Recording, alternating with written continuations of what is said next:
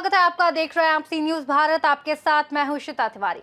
आज पूर्व मुख्यमंत्री और समाजवादी पार्टी के राष्ट्रीय अध्यक्ष अखिलेश यादव का जनपद फतेहपुर में पूर्व विधायक सफीर अहमद के आवास पर हार्दिक स्वागत किया गया।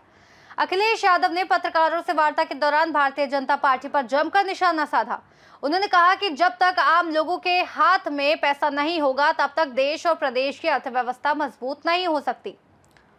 उन्होंने उत्तर प्रदेश की कानून व्यवस्था पर सवाल उठाते हुए कहा कि माफियाओं के कारण फतेहपुर जैसे जिले बदनाम हुए हैं। उनका आरोप था कि शंकराचार्य का अपमान कर सनातन धर्म के अनुयायियों की भावनाओं को ठेस पहुंचाई गई है। मुख्यमंत्री योगी आदित्यनाथ पर तंज कसते हुए उन्होंने कहा कि लोकतंत्र के मंदिर में किस प्रकार की भाषा का प्रयोग किया जा रहा है, ये जनता देख रही है। उन्होंने सरकार पर किसानों की आय दोगुनी करने के वादे को पूरा न करने का भी आरोप लगाया। स्वास्थ्य सेवाओं को लेकर उन्होंने कहा कि मेडिकल कॉलेजों में समुचित इलाज नहीं मिल पा रहा है। गोरखपुर की घटना का उल्लेख करते हुए उन्होंने दावा किया कि 19 लोगों की आंखों की रोशनी चली गई, जो गंभीर लापरवाही को दर्शाता है। उन्होंने केंद्र सरकार की नीतियों पर भी सवाल उठाते हुए कहा कि देश का बाजार विदेशी ताकतों के लिए खोला जा रहा है। साथ ही गंगा पुल परियोजना का निर्माण अब तक पूरा न होने पर भी चिंता जताई। अंत में उन्होंने कहा कि जनता बदलाव चाहती है और समाजवादी पार्टी प्रदेश में विकास का नया अध्याय लिखेगी। कहा कि किसी चापलूस को घूमना था जापान, इसलिए उसने राय दी कि वनस्पति वहाँ बहुत अच्छी है, कहीं उसी की वजह से तो जापान नहीं जा रहे हैं और फिर आखिरी वक्त में जा रहे हैं। इसलिए मैंने कहा बजट सब पास हो गया, किस पॉलिसी के तहत आप इन्वेस्टमेंट लेने जा रहे हैं आप, और फिर जब जा ही रहे हो तो क्यूटो भी देखा ना। और प्रधानमंत्री जी ने कभी सपना देखा था क्यूटो बनाएंगे बनारस, और मैं आपके सामने बड़ी जिम्मेदारी के साथ कहता हूँ क्यूटो इसलिए नहीं बन पाया क्योंकि बीजेपी डेवलपमेंट विरोधी है और हमारे मुख्यमंत्री जानते ही नहीं है कि क्यूटो क्या है। कम से कम वहाँ जाएंगे, क्यूटो देखेंगे और क्यूटो में कैसे विरासत को संरक्षण करते हैं। सर, इंग्लैंड के राजा के भाई को जब एपिस्टीन फाइल में नाम आया तो उसकी गिरफ्तारी हुई है। जो भारत में जिनका नाम आया था सर, उनकी भी गिरफ्तारी हो पाएगी? बहुत महत्वपूर्ण सवाल पूछा है आपने। हमारे भारत के तमाम लोग इसलिए घबराए हुए हैं कि अमेरिका ने वेनेजुएला के राष्ट्रपति का अपहरण कर लिया जी। और ये एप्स्टीन फाइल तो आज आई हैं।